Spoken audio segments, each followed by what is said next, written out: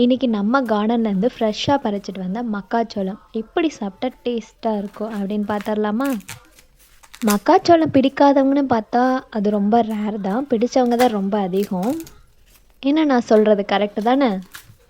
அதுக்கு ஃபஸ்ட்டு வந்து அது மேலே இருக்க அந்த தோலை வந்து பீல் ஆஃப் பண்ணி எடுத்துருங்க.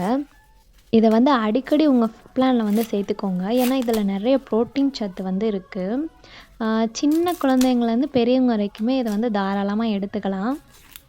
உங்கள் வீட்டில் 1 இயர் பேபிக்குள்ளெல்லாம் இருந்தால் நான் மிக்சியில் போட்டு அடித்து வந்து கொடுக்கலாம். இதுதான் இதோட லாஸ்ட் பார்ட். அதில் பார்த்தீங்கன்னா ஹேர் மாதிரி நூல் நூலாக இருக்கும். அதையும் வந்து கம்ப்ளீட்டாக அப்படியே எடுத்துருங்க. அது வந்து நமக்கு தேவையில்லாத பார்ட்டு தான்.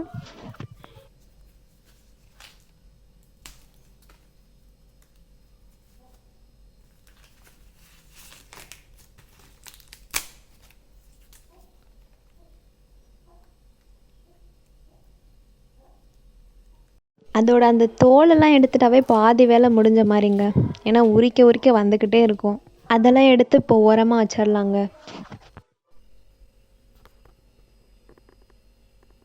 ஒரு 4 சோளம் வந்து எடுத்துகிட்டு வந்தேங்க.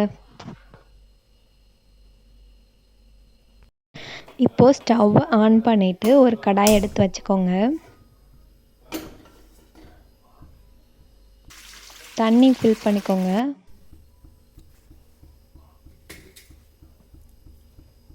இப்போ நமக்கு கிடைச்ச சோளம் எல்லாத்தையும் ஒன்று ஒன்றா எடுத்து உள்ளே போட்டுருங்க.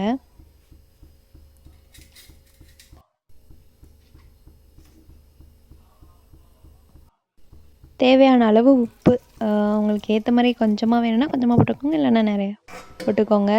ஒரு 15 மினிட்ஸ் வந்து நல்லா வேக வச்சு எடுத்துக்கோங்க. வெந்ததுக்கப்புறமா அப்படியே கூட எடுத்து சாப்பிட்றலாம், இல்லைன்னா இன்னொரு மெத்தட் இருக்குது. இந்த மாதிரி ட்ரை பண்ணி பாருங்கள், இதுவும் நல்லா தான் இருக்கும்.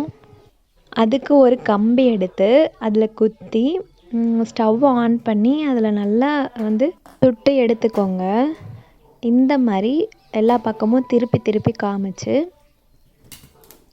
ஒரு 2 மினிட்ஸ் வந்து நல்லா சுட்டு எடுத்துக்கோங்க.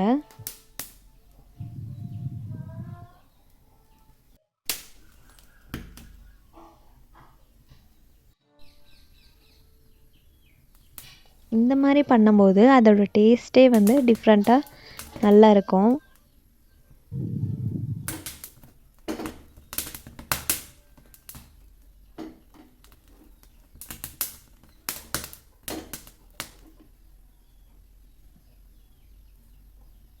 சுட்டு எடுத்தாச்சு. இப்போ வந்து தனியாக ஒரு பிளேட்டில் வந்து எடுத்து வச்சுக்கோங்க. இப்போது ஒரு பிளேட்டில் மிளகாய் பொடி கொஞ்சம், சால்ட்டு கொஞ்சம் போட்டு நல்லா மிக்ஸ் பண்ணிக்கோங்க.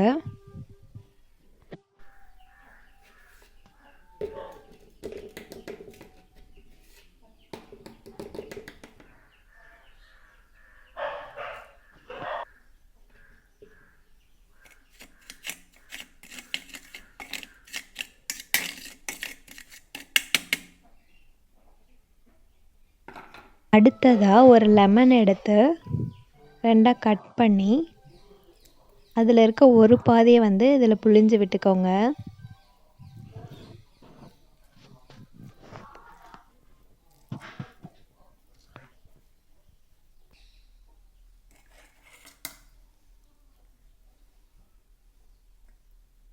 கட் பண்ண லெமனை இதில் வந்து டிப் பண்ணி அப்புறம் அதில் வந்து மேலே அப்படியே தடவி எடுத்துக்கோங்க.